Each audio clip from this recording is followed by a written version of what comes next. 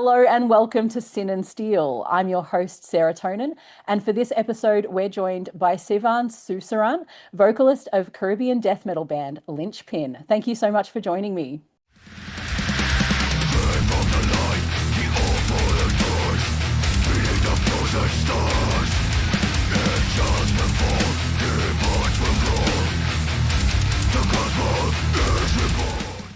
Thank you so much, Sarah, for having us. So you come from a really interesting part of the world, and I thought it would be really good to set the scene for our audience and get a little bit of background about where you're from and what the heavy metal culture is like there. So tell us anything and everything you want about it. Well, I guess to start off, we're from Trinidad and Tobago. It's a twin island state. Yep. We're in the Caribbean, so we're at the base of the archipelago, so right Yep. next to Venezuela. We don't really speak much Spanish down here. Everyone thinks that we'll be fluent. No, not in Trinidad. Yep. Our culture is a tropical culture, very Caribbean party. The dominant music here is soca, Yep. calypso, chutney. So it's party. But Okay. for us, we have a very big rock scene down here. Rock, and Yep. we don't say a metal scene down here. We say a rock scene, Yep. because Yep. it can't just be metal down here. Yep. Um, The and over heavy the years, music in general. yeah, we like rock music, but it's the biggest in the Caribbean, and you're seeing it building. Like in Guyana, you're seeing a big build. In Suriname, you're seeing a big build. Mm. In Aruba, you're seeing it. So it's good to see it growing. But because we're all separated islands, it's a lot for people to be able to move up and down or to and fro.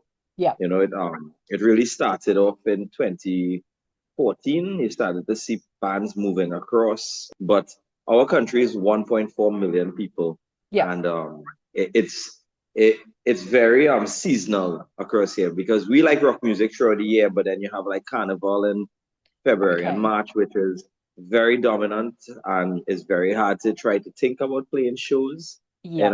during Carnival period. Then you have the to get venues is very tough. You have to have venues that are willing to have rock music. Yep. So yeah, it's like a constant trial and error and trial and battle across here. Yeah. When we travel, we would have said maybe 2015, 2016, we used to say a lot that we are death metal, death black metal, death core. We used to go with that. And then when we played in Wacken, Mm. a bunch of fans came up to us after and they were very interested in finding out our genre. Yep. So we were like, no, we're death metal, deathcore. And they were like, no, is y'all don't have the normal da, da, da, da, da, the normal blast beats. And Yep. they were like, you could groove to your music, like heavy groovy music. And one guy said, it's like Caribbean core. And he was like caricore. So we started Awesome. to call it caricore. Like we just say that as like our genre of music because Yep. even when we were in Canada recently, we got that a lot. We got that.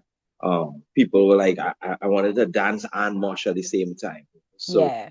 it's a different, I guess. No matter how much you try to run away from your culture is with you. That's really awesome though. It just kind of becomes embedded and naturally, like even if you weren't trying to present it that way, it's just kind of come out that way, which is really nice.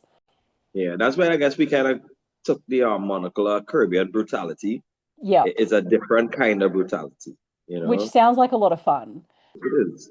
I think it's really interesting too, because not a lot of people really kind of, I guess, take on labels that are associated with where they're from.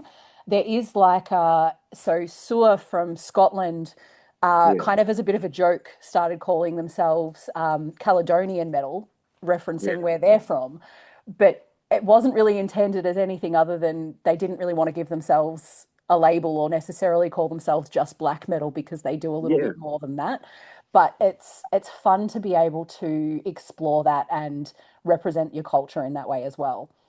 Yeah, I mean, when we get when we do interviews a lot, I see people put, we coined the term caricore, and I actually like that. Like, we actually have a genre that only matches us and what Yep. we do and how we sound because I mean, yeah, my vocals death and black, but then I have the band as like doom, progressive, Yeah. They have power. It has everything in it, and Yeah. you hear our beats really like you see that we like to move. We like to move on stage, and we like to move the crowd. So it doesn't just have to be banging and moshing, but you see Yeah. people kind of what we call chipping, moving. You know, chipping is moving forward and bouncing at the same time. So we have a Yeah. lot of that in our music. No, that's great. And like, I guess what brought Lynchpin together originally? How did you form and what were your goals when you kind of started out? Well, all of us in the original four in the band, we're still there. Just we added a new guy recently. Yeah. But the original four of us, we all had pretty accomplished bands in Trinidad. You know, I had a death black metal band. Okay. My drummer had a really big hardcore new metal band. Yep. Each of us had different bands, and when I guess I left the original band and I took a little hiatus from playing for like 2 years, and me and my drummer, we know each other for a very long time, and we met up and we went to a show that Saturday, and we met up during the week. The next week, and he was saying, you don't think something was wrong in the show? You don't think it felt like everybody was just watching and no one was in it? Like nobody was revolting or saying something Mm. or interacting with the show. And I just told him, I said, I feel like we need to do something like us, like more us. And Yeah. we started to talk about doing this band where we could push that kind of brutality, and we want Okay. to get the crowd. We want the crowd to feel like it's not just a band. It's more Mm. about an attitude, and that actually became like our motto in our first inclination of the band. You know, our Yep. first time we made the band, we had the Lynchpin was created as a band and attitude. Yeah. Um, I think people pick up that we spell linchpin differently too. Yep. So the word linchpin is more a play on the idea of a small structure that could hold together a big object and Yep. a crowd with a movement. So That's awesome. it's supposed to be one person in a crowd that could create a big event. That's what it's supposed to mean. Yeah. Okay. And it just kind of snowballed because when we decided to come together and we played the first show together, it was like we did as a surprise. We didn't go as an announcement because I Mm. didn't want people to come because me from this band and him from this band. We wanted people to be there and just witness what we're doing. And, Okay. we just showed up at a show. We played 10 o'clock. We just showed up, and Was there a gap or just like were you no, just it was hoping like there was a spot so. or? No, we actually the guys who had to play at 10. They were really pissed off because like the promoter said, "Hey, they're gonna play at 10," and they were like, "That's our spot." It's like, well, go and tell those guys. And they realized like the people in the band. And I remember one of the guys came and said, "You guys better be good." Huh? And I Yep. was like, Okay. "Now let's Were hope for they that." happy afterwards? Oh, the show was like incredible. You know, Yep. like we finished play, we played on like 4 songs, and people were like freaking out. Like people, cell phones were like now becoming really popular, and people Mm. put out their cell phones and Yep. messaging. This like 15 years ago, and people were messaging and telling people, "Hey, you know so and so from this band. They have this band is incredible." And Yep. the band I had to play after, no, they weren't happy because everybody went outside and were lining outside and chilling outside. So they weren't too Okay. happy about it, but we realized we were doing something right and we started Yep. home that skill. Um, I guess over time we started to become more professional at how we approach music Yep. because you know in Trinidad it's very easy. We could go plug up, play, rock out, everybody will have fun, but Mm. we weren't satisfied with just playing in Trinidad. We wanted to do more. We wanted to see more. Yep. And 2016 triggered a lot. You know, Yeah. 2016 was the beginning of the first ever Caribbean metal battle, Wacken metal battle. Yeah. Okay. Um, we were really lucky. Me and my bassist, we went Wacken together because that was like a dream of ours. And I won the lottery and got 2 tickets for Wacken. And I Nice. called him at 2 o'clock. I was like, hey, let's go Wacken. Let's see how Yep. we could figure this out. And I never knew about metal battle. We never heard about it. Yep. And we saw it at Wacken, and it was like ingrained in my mind that they have to have a way. And I used to send emails to Wacken to find out, can we perform in the America version? Can I go in the South America version? Because they didn't And have then one for out you at that time, in the or Caribbean, no, yeah, we had none. It didn't exist. And then in 2016, not 20, in 2015, I got a message. Somebody messaged me and said, "Hey, you're gonna compete?" And I was like, "Compete? We don't compete. You know that I don't believe in competing in music." And yeah. they sent the flyer, and I was like, "What?" They opened it up after you kind of hassled them about it. They actually did it. Well, it looked like they had another promoter working at the same time, Jerry Ori. Ah, He was actually planning it while I was trying to figure out what to do. yep. So it kind of coincided. And Awesome. I just remember sending that package, and I just remember Christmas Eve that year getting like my phone was just going crazy, and I was with my mother-in-law and my wife, and we were, Mm, well, wasn't wife then, girlfriend then. And I remember we'd be shopping, and my phone was going crazy, and I remember she turned to me and said, "What is going on with your phone?" And I picked it up. I just saw like messages from the band just going up, up, up. yeah, And it was saying we qualified to compete in Suriname, the final five. that's And I was awesome. like, it was like literally I tell people that was the day that Lynchpin changed. We Yep, went from just playing gigs to thinking about how to dominate a gig, how to yep. become this band, this entity. And I just remember that meeting the next day, which was Christmas, telling the boys we have a meeting on Monday. It's a And nice little all of Christmas us met. present. Well, my mind was automatic on how do you reach Suriname? Like that was like my whole question. Yep. And from there is like where we really started, like we started to get into understanding it. Mm, Music is just part of it. yep. Performance is the next part, travel is the next part. So you start to get this whole new idea that Mm, this music business is bigger than just plugging into a stage, and yeah. really start to appreciate it a lot from that point. How far is it for you to get across, and how easy is it for you to get across to Germany for Wacken? So when we won, I always remember we won. So I'm like the manager, kind of in the band too, like leader, manager. And I remember when they said our name because they had the last two bands, and it's like, right. So they skipped the second, and it's like, right, they're going to say first. And I remember when they said Lynchpin, I never heard the full word Lynchpin. I heard lit, and then we had a lot of fans with us. We carried like about 15 people with us to Suriname. And Yeah. I just felt one of our super fans. He lifted me up. And I moved from one part of the crowd to the next part.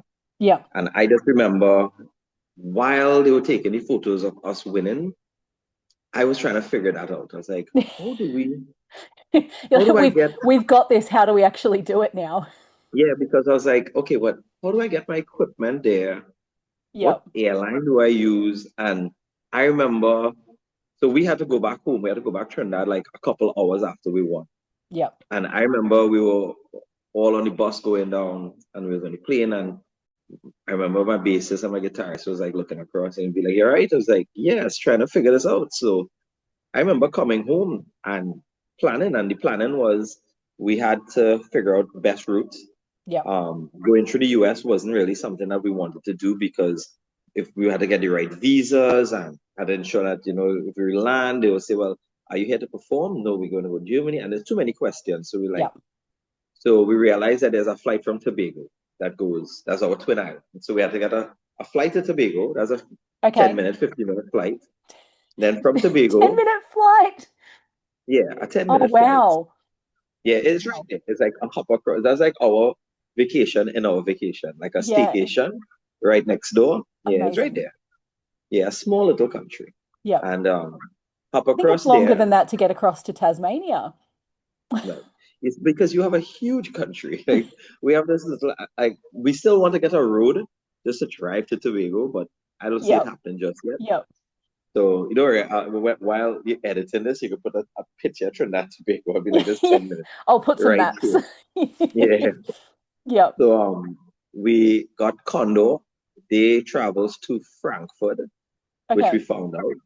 And from there, we got I was lucky. I had a friend in Frankfurt, and they looked after us. And our next friend Awesome. in Munich, and they really came to our aid. Um, That's I so just good. remember it takes about 9 hours flight.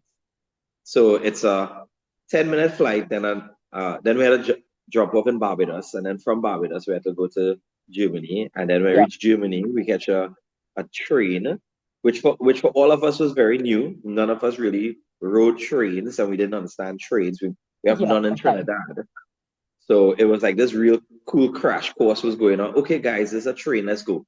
Yep. And running onto trains, and we had so much. All of us, well, we got. I don't want to say how, but I got my all of our plus ones. Like we had our girlfriends and our Yep. wives. Just a side note, I actually got married a week before I went to Wacken to play. Yeah. So I was married. We went on honeymoon. We came back, and when we came back the next day, we were off to Germany again. So Amazing. we were like in flight mode. So I just Double remember we were on honeymoon. this. Yeah, it was like this insane honeymoon. Like it was an ongoing honeymoon. Yep. And I remember reaching Germany. When we reached Germany, we went on trains, and me and my bassist trying to figure out like, okay, but the bus supposed to pick us up. It's a place called Itzehoe in upper Germany. That's very close to Wacken. It's supposed to Yep. pick us up there, and we just can't establish exactly what time they're picking us up because it's like a kind of weird ETA we're working with. Yep. And when we reached there, it was so cold. Like for us, I don't know, in Australia, does it get really cold in Australia? Um, so it depends where you are. Down the bottom of Victoria, where I am, it can, and then Tasmania gets even colder because it's closer to. What's cold for Australia? Sorry. What's cold for you? Well, I mean, where I was last night, it was I think about one degree, and Right. it's So, end of end of winter now. right. So So you see, like, midwinter, you do get snow and stuff in like mountainous areas, but it's not full on. We're pretty warm, and Queensland and Perth and stuff, they're toasty. They're quite warm. right. So in the Caribbean, obviously, we have no snow. Yeah. Yep. So Yep. cold for us is like when it hits like 20 degrees Celsius. Yep. You know, that's Okay. cold for us. Yeah. And when we landed When it's in 20 degrees, I'm sweating. right, 20 degrees, like, oh my God, such great weather outside. And I remember when we jumped off in it's a home. Like I do always remember we came out the train and everybody else was normal, Yep. like walking around. And I remember putting my head out and I was like, what is that? And it was like everybody stepped. I was like, oh my God. And we went and put on two jackets and beanies and Yep. masks. And we were looking like we were in the snow and it was 6 degrees C. Yeah. Yeah. Okay. Yep. So I just remember we couldn't establish with Wacken where we are and how to reach. So we end up just paying a bus and saying, Yep. right, we're going there. We reached the bus from Wacken, met us by the gate, carried us in, and we like head over heels because we are now the first metal band from the Caribbean to get to play in Yeah. Wacken. So we like, and the owner came out. He actually came out and met us. It was really cool. Mm. He brought a pin.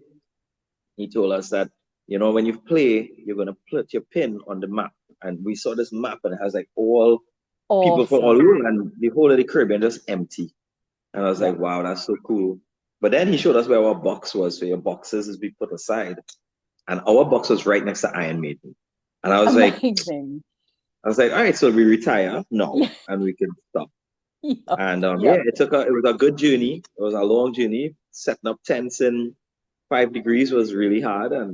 Yep. But it was like the whole journey to reach there was insane. The next day we had to perform.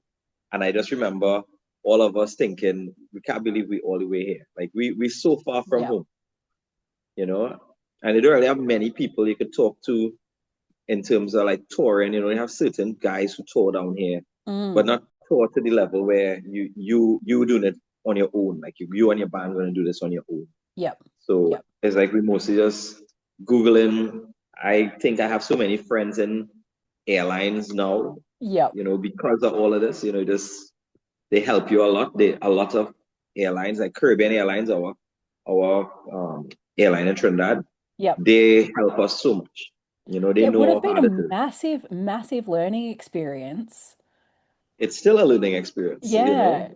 You know, the Also, last, I feel yeah. like if that was the second part of your honeymoon, that must have been such a good strengthener for your marriage because if you can survive your first ever Hey, international tour together, right, like right with after our getting band, married, you're good. with Like everything else is solvable, right? I remember watching her put up because um I taught her to put up a tent right before we left. Yeah. Yep. Right? So I was like, just so she could help us. Yep. And I remember I'm putting up a tent, and in the background, I'm seeing her putting up a tent, and I was like, ah, that's my girl, that's my girl, you know. Awesome. And she enjoyed herself so much, you know, like, Yep. but she wasn't like it was really cool to watch the ladies with us because they were in awe too. Like we are all in this place, so Yep. all the girls were helping us, you know, they were with us, they were supporting us. Yep. We were walking around lost with them, you know, Yep. it was incredible, incredible experience by far. Amazing. That would have been such a good experience. Yeah, it was one of those experiences that you always like. Just before the interview, my bassist posted something on our WhatsApp group of Mm, us when we landed in Wacken, a picture of us just when we landed. nice. And I was like, wow, we were literally like, in when you're in over your heads, like Yep. you swear, like, yeah, we're the most professional, we know what we're doing. And you realize, wow, we have no idea what we're doing, like Yep. you're learning so much from so many people. What kind of did you take from that? Like, did you bring anything back from that that you then applied to your live shows, and how did that change when you got home and in It, terms of the shows it you did afterwards? it's a understatement of Yeah. what we took. Understatement. Like if I had to like give you a comparison, it's like we went there as like bread and cheese, and we came back as like gourmet gourmet toast. Like you came back and you weren't thinking about like our whole thing up to 2016 was right. We go on stage and we kill. Yep. You put on the best performance in terms of your music and your banging and all that stuff. And all I remember is coming back home, and all of us are talking about it. Lights, we're talking about sound, we're talking about how to get everything in sync. And Yep. I remember coming back and we spent the rest of the year planning our next show. Like we were like, we're gonna put Yep. on a show. And since then, since 2016, we've always been pushing up. If we go on a tour, we learning something new, Yep. we coming back with that. And I think that's what touring's supposed to do. Is like you learn and you bring back and you teach. Like you have a lot of younger bands down here, and you're just trying to say, hey, this is a good idea. Like merchandise is something that we have gotten so much into. Being, it's like you're spreading your word without spreading your word. Yep. Yep. So it's something that we have been taking up a lot, and we want fans. When we have fans, we want fans to be die hard. So recently we've been doing a lot of our own shows, and we've been selling out our own shows. And Mm, to us, like we did a show just recently, at the beginning of July, and it was sold out like a week and a half before the show. And it was so cool to see people when they reached. It was like we saw we saw like what it is we saw when you go away. We saw people reaching and going straight to the merch area, buying merch, yeah. putting on the merch. And I was like, this is something that I remembered when I was younger, we didn't do. We weren't doing that in Trinidad yet. And encouraging like the other bands who we hired to play in the show, encouraging them to have the merch too. And Yep. we don't want people to come and just buy Lynchpin merch. We want people to buy Trinidad rock bands merch. Like Yeah. I Yeah. I totally understand. I mean, you're wearing like a band t-shirt right now too, and everybody wears bands t-shirts. I Yep. have hundreds of bands t-shirts. But I always used to wonder why in Trinidad everybody's been wearing Iron Maiden and Pantera and Slayer, Yep. but they can't wear a Lynchpin t-shirt, or they can't. And now you're seeing it, like you're seeing the predominance of local band t-shirts. And that's what I want, because we are supposed to be you. We are you, Yep. you know? I'd say So that like more than half of my collection are Australian like shirts. soon you'll have a Trinidad one. So, you get to rock that. You get Amazing. to put, Yeah, Amazing. That would yeah. be awesome. It will be. It will be. Um, yeah, so what sort of venues do you kind of have at home and what sort of stuff have you been playing since then?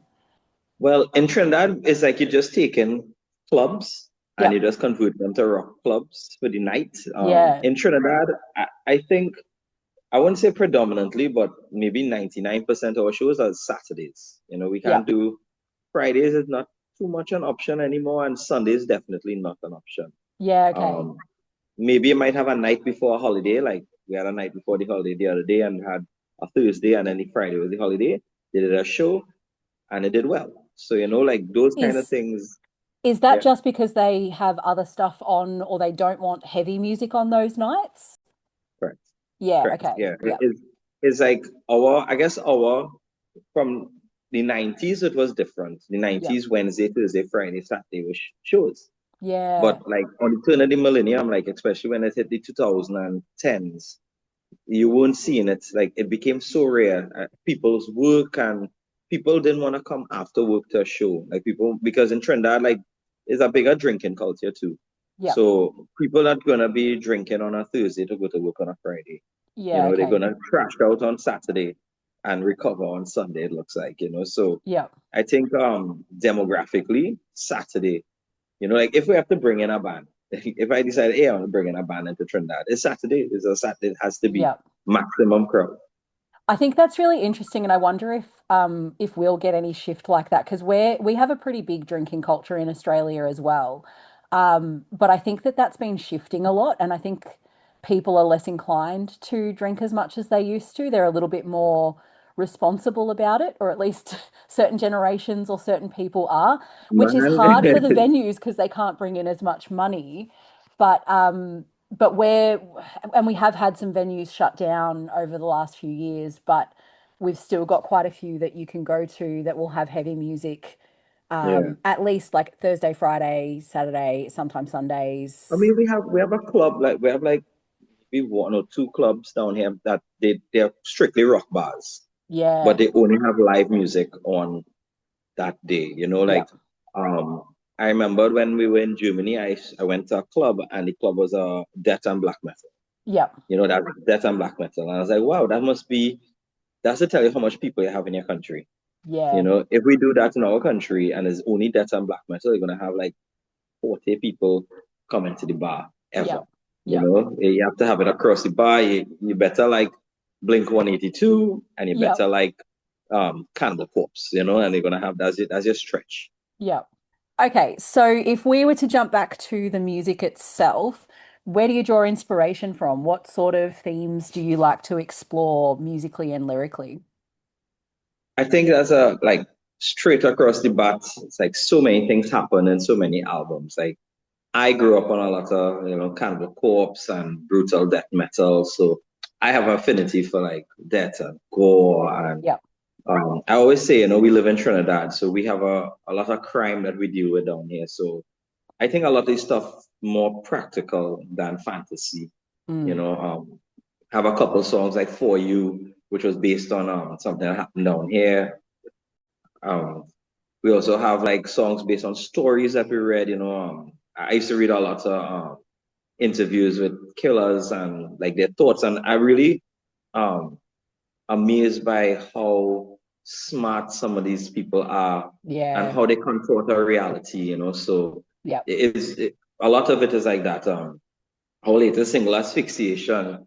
I was not upon it, but I was fixated on the idea and the concept of how people view strangulation mm, and seeing it as not as a death, but like as a cure. Or and I read a lot of depositions talking about the intimacy of asphyxiation and how intimate killing somebody like that is. And I was like, yeah, wow. And as you read it, so I wrote this song as though it's like an ode to that. yeah. Um,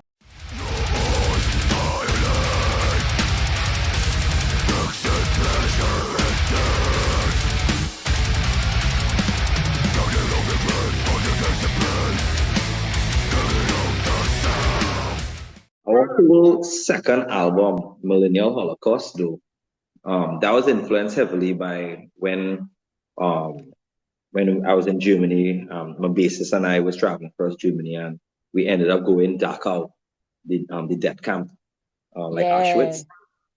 Man, that was one of those bummy days, and it single-handedly started to iron out that album. You know, that's why we named it Millennial Holocaust. We saw Yep. the Holocaust not as like what it was before, but it's like the degradation of humans, how Hmm. humans started to not see each other as equals anymore, starting to bigotry becoming like, I wouldn't say more subtle, but more understood and more accepted. Yeah. So it was interesting, like watching how humans see in the world, you know, like, you know, it's ironic. I teach computer science, and Yeah. I always say it's ironic that our life, we push for the internet to communicate. And ironically, because of all this communication, humans can communicate each other better, Mm. Yep. you know, so It's it was kind of a made big things factor. worse. Yeah, you know, like I have a lot of issues when it comes to like profiling. You know, I've been profiled a few times already, and Yep. it's not a nice feeling to know that you know, like the color of your skin, how I look. You know, like I have that. I think I have like that good mix of a profile that you want to detain. So I have um, the Mexican look. I always get called for be looking Mexican, and then I have a Muslim look because half my family is Muslim. Yep. So it's like, wow, when you go in some serious trouble every time you travel. So Yeah. you know, it influenced a lot of that album. And even when we were writing this album, we really sat down, and all the albums we have are themes. Yep. So this album was really like different views of death. That was really the name of the album was This Mortal Coil, Yes. And and that is was looking at it from, 2024. yeah, that's Yep. we did that with Christian Donaldson from Cryptopsy, and Yep. being able to write openly, not like locking yourself into, hey, we have to write this, we have to do this. Yep. You know, we have a song that I don't know if anyone knew. I don't even know if my band knows this. But when I wrote the title and the lyrics for we have a song called Chloroform and Morphine. Okay. It actually is a play. The title is a play on when I was younger. I remember hearing Crimson and Glover, and I was like, Oh. that's such a cool like duality. And I was like, Yep. I always had in my head I want to write a song like that. And when I was writing Chloroform and Morphine, it's because I used to tell people, well, one is to numb the pain and one is to forget the pain. Yep. And Okay.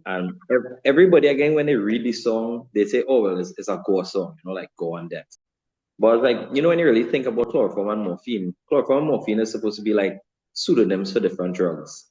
So Yeah. like alcohol and drugs, sex Yep. and abuse, you know. So it is different ways of seeing abuse, like even over exercising or overeating. Those are Mm. drugs, you know, and it each way is like you're killing yourself in different ways. So one is to numb the pain and one is to forget the pain. Yep. So Yep. Almost different types of addictions and stuff.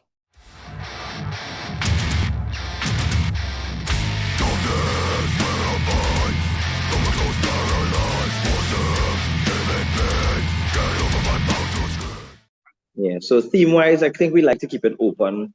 Normally when we get ready to write an album, we start Mm. talking about these things like, hey, what do we want to what we want to say in this album, man. That's what we start writing. Yeah. Awesome. With that album too, so you were saying you recorded that with Christian Donaldson. How did that Yeah. go? How did that come about? And then what was that process like? Well, I'll start off by saying thanks to Christian, now we might never be able to record locally again. You know, it was our experience of our lifetime, you know, like Yeah. how did it happen?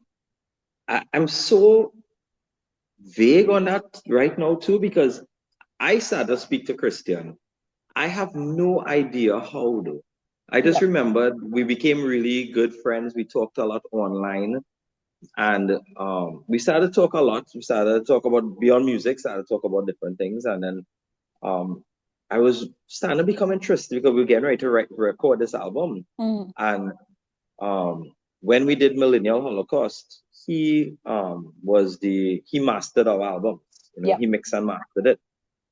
But I don't know, something about that process started to make me think, I wonder how it is to record out of Trinidad. It's Yep. not something that you do often. And Do you I have remember many speaking options to locally for you to work with? we have good options. Like we have like Mm. random design studio which does a lot of the rock and metal down here. There's Yep. another young artist who does production too, Yep. Donnie, and but all done in the scale of Trinidad. And Yeah. I Okay. wanted to get a chance to see, well, how is it outside? Like you don't know until you really go. Like Yep. you could think you're doing everything correct until you go and you see, oh, this is that standard that they're doing. And Yep. when Christian offered me, he was like, hey, if you guys want, I'll clear out our basement for you guys. Yep. And you don't have to rent, come and stay by us. And he housed us. He literally let us live by him and recorded by him. And Yep. it was such a eye-opening experience. Like Yeah. things that we took for granted, we realized that you could literally do these things, and taught us a lot. Like from the day we landed, he was already on top of the game. Like he took our rough tracks, he learned the rough track somehow, Yep. and he started to work out like MIDI drums and say, okay, we just put this in the background for you guys, and so you could start recording. And just his ear and just his brain was amazing to work with because we asked him Yep. to help us produce too. And seeing that kind of work rate, I was like, wow, we spent 2 weeks here. Imagine we spent like more time, how much we could do, you Yeah. know? How did you think that that impacted or like made that album different to the last releases? I mean, you could hear it. Like you could Yeah. literally hear it. Like I remember when we were in the studio, I remember we had finished recording and he was Mm. just I was now finished vocals and the vocals was last. And I remember him just call us in and say he just want to play the tracks, no mixing. He just played. And I was blown away. I was like, that's not mixed. And I was like, you, Yeah. you could just hear the separation in the music. You could hear how everything lays, the crunch of the guitars. Yeah. I was just I was just amazed by what he was doing. And I remember when we were getting ready to release the first single, Asphyxiation, I remember turning to my wife and saying, I wonder how the country will accept this. Yeah. Because it's not like our old music. You could hear the difference. Yeah. And I remember when it came out, we did a premiere and it came out and people were freaking out and people were WhatsApping me and it's like, what? Like, what is this? Like, how y'all did this? And it was like humbling too, Yeah. because I remember when I was sitting down with Christian the first day, me and him were sitting down drinking some tea outside. And he was telling me, he said, I really love your vocals, but I want to play with them a little bit. And I was Okay. like, I didn't understand. He's like, yeah, you go really low and you can go really high. He's like, well, how come you don't use your mid, like your mid range? You don't use it much. Yeah. And I was like, well, I just think I do my growls good. I do my screams good. He's like, yeah, but when you do your growls constantly, people will know how low you're growling. He's like, why don't work there? So when you go high, people are like, oh my God. When you go low, it's like, oh my God. So it And he creates knew, more of a contrast or yeah. shows the difference a little bit better. Yeah. So he was Yeah, like, okay. when you drop your vocals, it was so, oh my goodness. And I remember when we were in this doing my first tracking, I reverted quickly to my growls. And Yeah. he was like, okay, that's nice. I didn't record any of that. Um, and he would say Good growl, job. and I'll growl. Yeah, he was like, that's nice, that's pretty. Not doing that. And I remember he would like stop and be like, okay, up, up. And when I reach that note, that's the note we're using that. And Okay. I had to growl most of my verses like that. And it was so weird. It was like, I wasn't sure if it was me. Like, I Yep. just wasn't sure because I'd not used it. And when Yeah. I heard it, I was like, oh, wow, that is different. It's like you could hear it. Yeah. So, yeah, it did change us a lot in terms of how we approach like guitars and bass. You could Yep. hear like how he views the instrument and Yep. how quickly he could take a sound and make that sound what you want it to sound like, you know? Yep. And while you said like that would be humbling to a degree, did you also get any confidence out of that afterwards? Because if you were able to be pushed to that point and go, oh, I can do this thing, actually, I just needed a little push. Did you I, get some I confidence? I think where I got like my confidence a lot from, because even live, like a lot of times live, I like to go up to my girls. It's just like a natural, like a girl, girl, girl, girl, girl. You just Yep. have to have it in your head. Hey, bring it up, bring it up. But where I got my confidence, I remember because to me, Christian Dunstan's a rock star. In my Yep. mind, he's a rock star. He's like toured the world. This guy has been, he's an OG when it Yep. comes to death metal. So I remember we were in the studio and I was recording screams, and I always just look at my screams as a scream. And I Yep. remember he was like, "Okay, I wanted to pitch this scream." He's like, "Scream," and I was like, "But how long?" He's like, "Well, we'll go until." And I Okay. remember just holding, I just screamed and I held this note, and he just turned around on his chair like he had a swivel chair, and he just turned around and was watching, and he was like, he just let us finish, and he was like, "That was really long and really high." He was like, unfortunately, we can't use it, but that was really cool. And it was like real cool to hear him talk about things that I would take for granted and things that Yep. I just look at, oh, that's a norm. I used to do that every day. And he was like, Yep. no, that was really good. And I remember we had to do, I think it was like 4 days of vocals. Yep. And he Okay. told me, when do you want your break? I was like, what do you mean? He said, well, what day you want to have a break? And I was like, no, no, we could do the 4 days. And he told me that you could see you have good technique, you understand your vocals, you have good Mm. breathing. He said you need to have more confidence in that it's okay to try something that you're uncomfortable with too. Yep. And a lot of times he'll do that. He'll be like, why don't try this? And I'll try it, and he'll be like, cool. Like Yep. we had this argument, this weird argument over the pronunciation of a word, right? So I was pronouncing it, and he was like, no, but you don't have to pronounce it like that. He's like, and he chopped it up for me, said Okay. like this. And every time I was recording it, it just coming back as natural. And he was like, oh, wrong. And I did that. I wouldn't lie. I did that 50 something times. Like Yep. Okay. 50 something times. I have to do that over and over. When the song came out and I heard it, I was like, oh, that's what he was doing. Just Yep. getting instead of saying like ABC, he's like, why don't go ABC? Like that. And when it came out on the album, you heard the total difference of Yep. how your vocals, he said it, he said your vocals is your instrument. So the Yep. same way that is with the guitars and you want the guitars to sound away and drums to sound away, he said your vocals are the same. It's the same, Yep. your notes. Yep. And it was really humbling. And yes, it was empowering, but Yep. it's like just imagine that you had a week and a half with this guy Yeah. and he did that. That's awesome. And did you go with him as well because you knew that he knew how to work with the type of music you wanted to create as well? Yeah. Yeah. Yeah, that's actually because I heard a lot of the bands that he's been producing, and his ear is amazing. Like how, especially Separation. I always thought that for some reason I never felt like I could get like you don't get that full separation. I wanted to see how they did it, and Yep. I just saw him work, and he just a professional. Like Yep. he didn't come across like when we met Christian. Honestly, I thought he would have been like total rock star, and I was like, all right, guys, let's go and like pick up a beer and just drinking, and nothing like that. Christian was like our best friend. He met us, carried Yep. us, literally housed us, and constantly in the grocery with us, and Amazing. having conversations every day. But he was bringing the conversations into the music too, and like Yeah. he was trying to understand each of us, Yep. which to us was really cool because he understood our personalities fast. Yeah. Like I remember, I wouldn't lie, one of the best memories, even though recording was amazing, my best memory with Christian is every night we used to sit down and drink. I used to drink tea every night, Yep. and he used to come outside and drink his drink outside with us. Nice. And I used to sit down with him late at night, and we're just talking, not about music, talking about life, talking about Yeah. philosophies.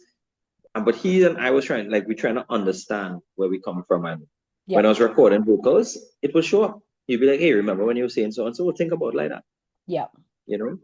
No, I That think that's human touch. awesome. Yeah, he's an awesome guy. He's like one of the best guys on earth. I'll tell everybody, please go record with Christian. It is amazing. Amazing. Yep. He doesn't look at this as a business. He looks at it as making music. Yep. It's really interesting because yeah, I think there's a lot of people who countries where you don't have access to as many people who know how to record or produce that type of music, the particular type of music you're wanting to do, it's good to be able to branch out. I know in Australia, like we have some fantastic people around here that do recording, mixing, producing, all of that. Like Chris Themelko is one that's really well known here who does some incredible work. But I know that like a lot of black metal bands, they kind of will hook up with people in Norway or wherever because they'll be the people who know how to do that sound Yeah. that they want. Um, so it's good, like reach out, branch out, and people support each other all over the world. It's, I guess us as death metal likes. I remember always dreaming, oh, I'm gonna go Morrison and record an album, Yep, because you grew up listening to Death and Obituary and all of them were and yep, DSI, and I was like, yes, I'm gonna go Morrison, and then the world changed so much since then. yep, Watching. I remember when we went to record drums. I mean, yeah, I was already like struck when I saw Christian. But I remember we were recording and Flo came, and Flo is Cryptopsy's drummer. yep, And one of my friends is a huge Flo fan. yep. And Okay. Flo is talking, I just video called him. I was like, hey, hey. And he couldn't even make it subtle. He was like, oh my God, it's Flo. And Flo turned around and he poked him on thing. And you just realize that all these guys, such normal Yeah, guys, just because of their legacies, is like yep, amazing. yep, yep. I mean, while we're speaking of Cryptopsy too, so you did also have Matt McGachy as a guest vocalist on one of those tracks, Asphyxiation, which you Yeah, talked about yeah, before. Yeah. correct. Yeah, that was like I did not think Matt was going to even bother with us. Matt met us and we chat, and I remember like I was just laughing it off because it's before we reached, and I was like, Matt, so you could jump. What does it take to make you jump onto a track? And he was like, oh, you just tell me what you want me to do. And I was like, what? Amazing. And we were recording, and while I was recording, Christian asked me, he's like, which one is your single? And I was like, I think I'm gonna do Asphyxiation. And he was like, Mm, well, let's get Matt in. And he got Matt to help us on the chorus. And yep, it was so cool that they dropped those vocals, and it was first time I ever attempted something like that to get yep, these known guys in, and it was just an honor to be able to have Matt yeah, there. And such a cool guy. He's another teacher also, so it was a teacher to yeah. teacher combination. Amazing. No, that's Yeah, fantastic. he Um, loves his beer. That yep, guy could drink a good beer. yep. So I told him, I said, don't worry, I don't drink beer. So I told him I'll drink my little wine with him or drink a cider. So Yeah, it's all the same as long as you're enjoying yourself, right? yeah, that good Yeah. guy, bro. Miss Matt. Yeah, no, he's lovely. Obviously I did the interview with him and yeah, that was a standout for me. That was one that I was really excited to do because I Yeah. just think he's phenomenal. So that was Yeah, awesome. I got when we finished recording, I came back Trinidad. Well, Chris and I became pretty good friends too. So he called me a day and he said, hey, and I always mention that I do go New York a lot. So I go like maybe twice a year, I go to New York. And he sent me a flyer, and they were playing with Death to All. Or Yeah. Death to All. Death is my favorite band growing up. Like I never got to see Chuck, but Death, I have Death, like their logo tattooed big across my back. Yeah. And he remembered, and he was like, and Death is not one of your favorite bands. Like, yeah, he's like, well, we're opening for them.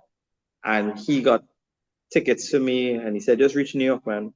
And I went both nights, see Matt sing, see Christian, see Flo and all the boys play, Awesome. and all he play bass, and I was like amazed, like totally amazed. Like I was just talking to these guys. This Yeah. is what they're doing. Yeah. It's Yeah. really, really cool.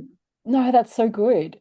So look, It was. what's next on the agenda for you? Are you working on any new music? Have you got gigs coming up? What's the stuff you really want to shout out and share with everyone?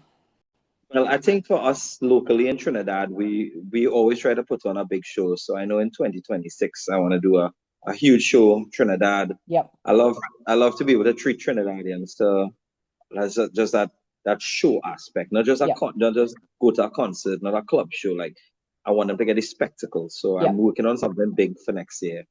Um, as always, we are always trying to reach out to like different labels, promoters. We trying to put our feet in the waters because as a band in the Caribbean, you have to be objective. I mean, all of Mm, us have our day jobs down here. yep. So, it's to get the right people to back us to see, especially to go on tours Mm, and be able to see more. I'm very interested in like South America currently. I'd yeah. love to do South America. Yep. Maybe one day I'll come across Australia and do something there with you It's guys. a big long trip probably to get here, but it's a good place to come and play. And if you come in the summer, you'll probably feel quite at home, especially up in Queensland. Yeah, don't worry. I play in the forest, everything, don't worry about that. But yeah, like our plan is really just to use this year to plan what it is that we want to do next year. Yep. Want to build the brand bigger. Want to play more places, and we want to see more. Like I really want to experience more. Yep. I'm sure by the end of 2026, we already start to talk about the next album and where we want to Yep. do it and what we want to do. So all Yep. those things is things that I guess we always have. Right now, with the branding, we are diversifying. So it's not just we have our wine. Yep. Um, we brought out our wine recently. We have our coffee.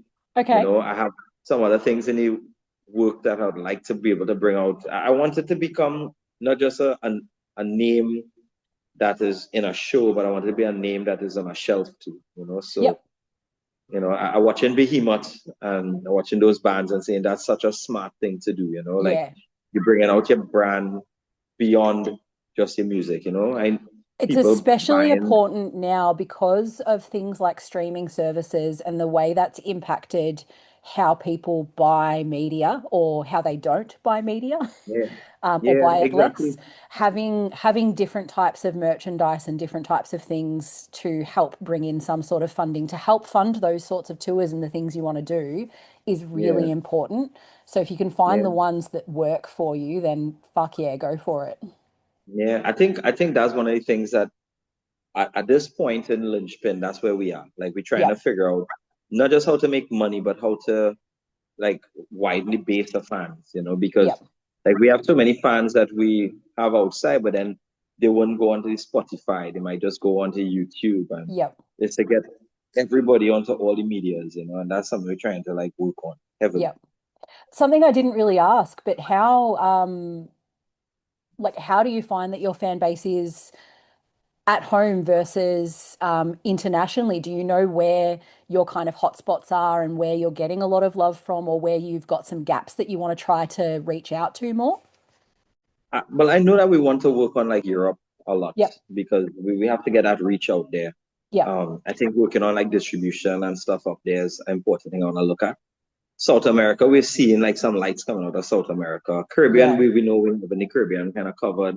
Yep. Wherever we go, anytime we tour, we see like those lights that pop up. Like when we did Canada, that was our last night, the Yep. last day that we were in Canada. And I remembered, so we'll finish the show and we already had like the small agreement that, yeah, okay, when we play with whatever the door. And the promoter came, like literally ran to us as we finished, and he was like, he, I mean, I'm sure he thought it was going to be some sort of coconut metal. You're going to hear like this. This, I don't think he was thinking about what he was going to hear Yep. because it was Christian and Matt helped us get the show. Yep. And when we finished play, he ran up to us. He paid us a lot more than what he was supposed to pay us. And he Okay. was trying to get us to stay. He was trying to say, well, this is a tour that's going Mm. across Canada. Are we willing to stay for the next 2 weeks? Yep. And I was like, well, we can't. We have to go home. This is the end of our. And he stayed in contact with us. And those things kind of push us Yep. because a promoter doesn't have to do that. A promoter has his stuff locked down. And Yep. people seeing us in that light and being able to say this is what we think that you'll have that potential Yeah. makes us want to do it. And I don't ever want to get lazy thinking that we're comfortable here. Yep. Home crowd is always home crowd and home is home. Yep. But to play in front of people who don't know you, don't know your personality, and you Yeah. could win them, that means so much. Yep. Like so much. And to bring your special flavor of metal across to other different locations is awesome because yeah, there's always like a little bit of, like we were talking about earlier, there's always a little bit of your own culture and your home that will naturally come into your music. And Yeah. if all you're playing is locally, then there's always a similarity to things that are nearby. So the more you can get out, it's different when you're in different environments and it hits Yeah. differently in When, that when space. you're here, you have people who supporting you 16 years now. So they feel indebted to supporting you. Whereas Yeah. you go out there. I remember when we were in Canada, but I guess I talk about Canada, that was most recent to us. But I remember when we were across in Canada and we were getting ready, nobody knew us there. Yeah. Nobody. Nobody was coming to talk to you. Nobody was like in Trinidad, everybody come to chat with you. Yeah. And I remember the boys was like, huh, and the opening two bands were brutal. And I was like, Yeah. okay, okay, this is gonna be insane. And I remember we went on stage and we started to perform. The whole crowd was just trashing out. And that crowd is a crowd that if they didn't like it, they were walking outside and having a smoke. And the whole crowd was trashing out. We made so many fans. I remember our merch went from nobody bought anything to everything sold out, in like one Yeah. shot, Yeah. That meant a lot. It meant quite a bit. Yeah. No, that's awesome.